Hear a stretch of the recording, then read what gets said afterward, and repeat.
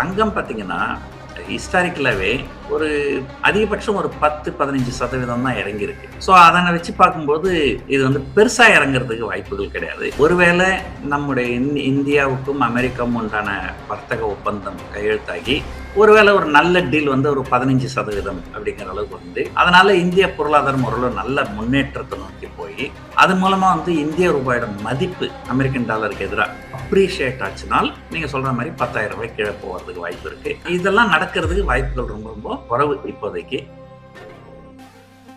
இந்த தங்க உயர்வுக்கு பிறகு நம்மலாம் புரிஞ்சிக்க வேண்டிய விஷயம் என்ன? தங்கம் அப்படின்னு பார்த்தீங்கன்னா, it is a natural hedge against currency depreciation. தங்கம் எப்பவுமே வந்து உலக சந்தையில டாலர்ல தான் ட்ரேட் ஆகும். நம்முடைய இந்திய ரூபாயோட மதிப்பு குறைஞ்சதுன்னு சொன்னால், ஆட்டோமேட்டிக்கா அதனாலேயே தங்கத்தோட விலை ஏறிடும். ரகங்கள் பலவிதம், ஒவ்வொன்றும் உலகத்தரம். தமிழக உற்பத்தியில் உங்கள் அனுஜ் டைல்ஸ்.